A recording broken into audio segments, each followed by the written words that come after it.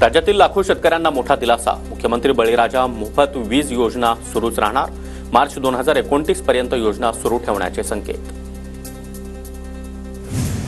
त्र्यंबकेश्वर तीर्थक्षेत्राला अ वर्ग तीर्थक्षेत्राचा दर्जा घोषित। मंत्री गिरीश महाजनांची ट्विट करत माहिती। या निर्णयामुळे तीर्थक्षेत्राच्या सर्वांगीण विकासासाठी सरकारचं पाठबळ मिळणार। नागपूर हिंसाचारातील आणखी 2 दंगेखोरांच्या घरांवरील बुलडोजर कारवाईला न्यायालयाची स्थगिती। आरोपी अहेफाज अफसर आणि सफवान अब्दुल राशीदच्या घरावर बुलडोजर चालणार होतं। कळवणमधील बोगस बांगलादेशी लाभार्थी प्रकरण। 181 बोगस लाभार्थ्यांवर कळवण पोलिसात गुन्हा दाखल। शेतकरी नसताना देखील पंतप्रधान किसान सन्मान निधीचा लाभ घेतला। बीडच्या पाटोदा पंचायत समिती कार्यालयामध्ये बनावट नोटा आणत नागरिकांचं आंदोलन। पैसे दिल्याशिवाय अधिकारी काम करत नसल्याचा आंदोलकांचा आरोप। नाशिकमध्ये आंदोलक आणि महानगरपालिकेच्या सुरक्षा रक्षकांमध्ये धक्काबुक्की। भाजप पदाधिकारी पप्पू मानेच्या नेतृत्वामध्ये पालिकेवर हंडा मोर्चा। आयुक्तांना भेटण्यासाठी सुरक्षा रक्षक आत जाऊ देत नसल्यानं वाद। नाशिकमधील लासलगावसह बहुतांश बाजार समितीमध्ये आजपासून 5 दिवस लिलाव बंद। सलग सुट्ट्यांमुळे 5 दिवस शेतमालाचे लिलाव बंद राहणार। 2 एप्रिलपासून शेतीमालाचे लिलाव पूर्ववत सुरू होणार। नागपूरमध्ये नापिकीला कंटाळून संत्रा बागांवर कुऱ्हाड चालवण्याची वेळ। खापा नरसाळा गावातील 12 शेतकऱ्यांनी महिन्याभरामध्ये 3000च्या वर संत्र्याची झाडं कुऱ्हाडीनं कापून जमीनदोस्त केली। नांदेड पालिकेनं राबवलेली निविदा प्रक्रिया वादाच्या भोवऱ्यात। महानगरपालिकेच्या कचरा निविदा प्रक्रियेला मुख्यमंत्र्यांनी स्थगिती दिली। भाजप पदाधिकाऱ्यांनी केलेल्या तक्रारीनंतर चौकशीचे आदेश। पुण्यामध्ये सराईत गुन्हेगार मंगेश कदमची हत्येच्या आरोपातून निर्दोष मुक्तता झाल्यानंतर रॅली। मंगेश कदमची क्रिकेटवाडीमधील रील्स सोशल मीडियावर व्हायरल। मंगेश कदम हा सराईत गुंड हसन शेखच्या हत्येमधील आरोपी। जळगावमध्ये 35 वर्षीय तरुणाची आत्महत्या। खासगी सावकारानं व्याजाच्या पैशाचा तगादा लावल्यानं कंटाळून टोकाचं पाऊल उचललं। नातेवाईकांच्या आक्रमक पावित्र्यानंतर 7 ते 8 तासांनी 4 जणांविरुद्ध गुन्हा दाखल। सांगलीमध्ये चारित्र्याच्या संशयावरून पतीकडून पत्नीची हत्या। 26 वर्षीय महिलेचा मृतदेह विद्युत पंपाच्या पेटीमध्ये आढळल्यानं खळबळ। आरोपी पतीविरुद्ध गुन्हा दाखल। नागपूर जिल्ह्यामधील वाडी पोलीस स्टेशनच्या आवारामध्ये पोलीस कर्मचाऱ्याचा दारू पिऊन गोंधळ। गुन्हा दाखल। प्रदीप जोगेश्वर चौधरी असं वाहतूक शाखेमधील पोलीस कर्मचाऱ्याचं नाव।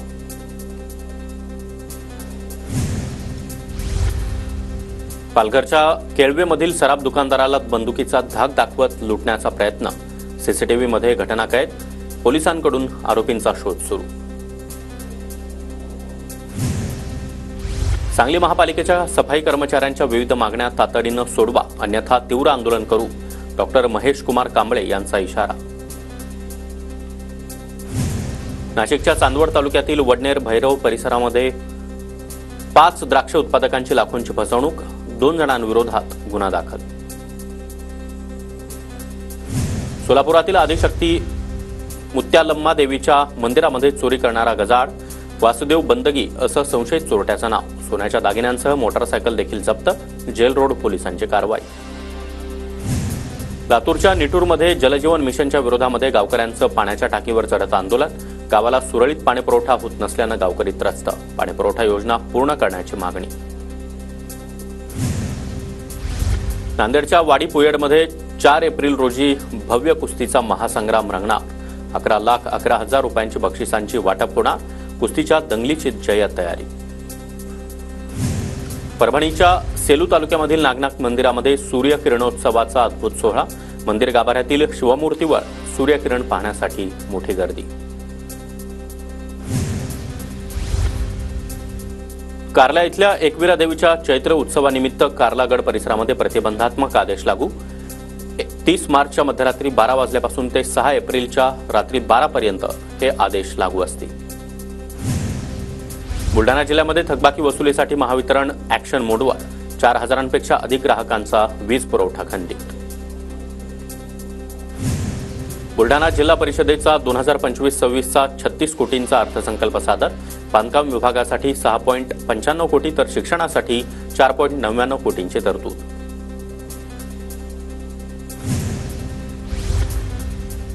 यवतमाळ शहरामधील LIC चौकामध्ये 4 महिन्यांपासून सिग्नल बंद. रस्त्याचं काम सुरू असल्यानं एकेरी मार्गाने वाहतूक सुरू, वाहतुकीवर मोठा परिणाम. उन्हाळ्याच्या सुट्ट्यांमध्ये कोकणामध्ये येणाऱ्या पर्यटकांसाठी जादा एसटी बस सोडल्या जाणार.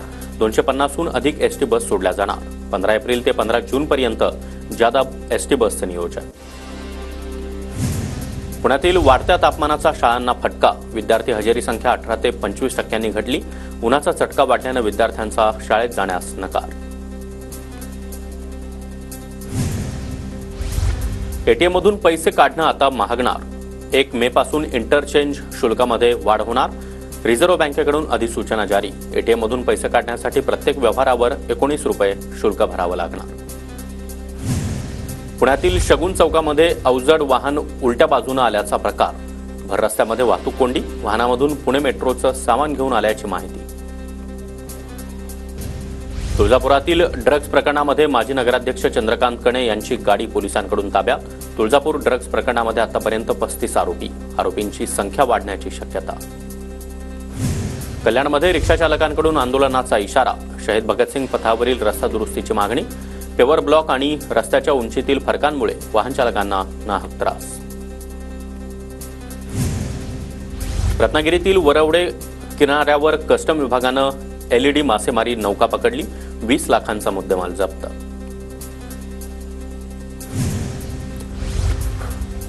मावळ तालुक्यामध्ये निपुण अंतर्गत भाषा विषयाचं वाचन आणि लेखनाचं विविध उपक्रम सुरू. स्वरचित्रे बनवत वाचन आणि लेखनाचा सराव, तर अक्षर स्पर्शानं विद्यार्थ्यांच्या कौशल्यात वाढ. चंद्रपूर शहरालगतच्या ताडाळी MIDC भागामध्ये डिझेल टँकर उलटला. तातडीनं फोम टेंडर उपलब्ध झाल्यानं मोठा अपघात टळला. नांदेडमध्ये पुरोगामी संघटनांनी कुलगुरूंना जाब विचारला. स्वामी रामानंद तीर्थ मराठवाडा विद्यापीठातील प्रकार. कुलगुरू विद्यापीठामध्ये राजकीय पक्षाचा अजेंडा चालवत असल्याचा आरोप.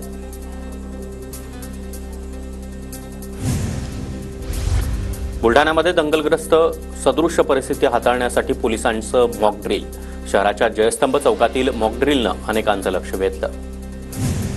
गोंदिया तालुक्यातील फुलचर टोला इथं रेती बजरी चोरणारे 2 जण अटकेत, तर 3 जण फरार. गोंदिया ग्रामीण पोलिसांनी अज्ञात आरोपींविरोधात गुन्हा दाखल केला. वर्धा जिल्ह्यामध्ये निवृत्ती वेतन योजनेबद्दल माहिती देण्यासाठी कार्यशाळा.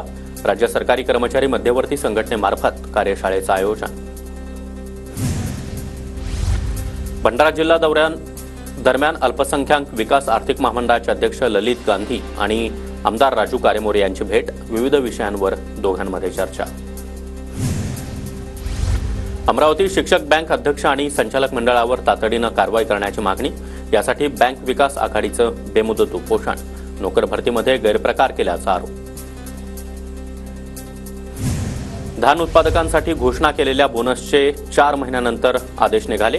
आता याद्या आणि निधीची प्रतीक्षा. गोंदिया जिल्ह्यामधील 1.5 लाख शेतकरी बोनससाठी पात्र. सोलापूरमध्ये बेदाणा उत्पादक शेतकऱ्यांना सुगीचे दिवस. बेदाण्याला प्रतिकिलो 250 ते 400 रुपये भाव. रमजान महिना सुरू असल्यानं बेदाण्याला बाजारामध्ये मोठी मागणी. वाशिम जिल्ह्यातील बाजारामध्ये सोयाबीनच्या दरात काहीशी वाढ. सध्या प्रति क्विंटल 4,245 रुपयांचा दर. मात्र शेतकऱ्यांकडे सोयाबीन शिल्लक नसल्यानं आवक कमी. अमरावतीमध्ये 31 मार्चला प्रवासी विमानसेवा सुरू होणार का, हा संभ्रम. विमानतळावर अलायन्स स्टेटस तयार नाही. अमरावती विमानतळवरून प्रवासी विमानसेवेची प्रतीक्षा. भंडारा नगर परिषदेच्या करवसुली पथकानं 4 दुकानांना टाळं ठोकलं. नागरिकांना वेळेत कर भरण्याचं आवाहन. कर भरला नाही तर मालमत्ता जप्तीची कारवाई करण्याचा देखील इशारा. सोलापुरातील करमाळा नगरपालिकेसमोर थकबाकीदारांच्या नावांची यादी झळकली. कर भरण्यास टाळाटाळ करणाऱ्या लोकांचे बॅनरवर नाव. युवासेना मुरुमच्या वतीनं कुणाल कामरा याच्या विरोधामध्ये मुरुम पोलीस ठाण्यात तक्रार. कामरा विरोधात अटक करण्याची कारवाई. सांगलीच्या विटा पोलिसांनी 2 अट्टल मोटरसायकल चोरट्यांना ताब्यात घेतलं. 4.25 लाख रुपये किमतीच्या 10 मोटरसायकल जप्त. वाशिम कृषी उत्पन्न बाजार समितीमध्ये भव्य पशुपक्षी प्रदर्शन आणि शेतकरी मेळावा. विविध मान्यवरांकडून पशुपालकांना मार्गदर्शन. उत्पन्न वाढीसाठी पशुपालन क्षेत्रामध्ये नवे प्रयोग करण्याचं आवाहन. जळगावच्या सराफा बाजारामध्ये सोन्या आणि चांदीच्या दरामध्ये पुन्हा एकदा मोठी उसळी. सोन्याच्या दरामध्ये एका दिवसात 1300 रुपयांनी तर चांदीच्या दरामध्ये 1000 वाढ.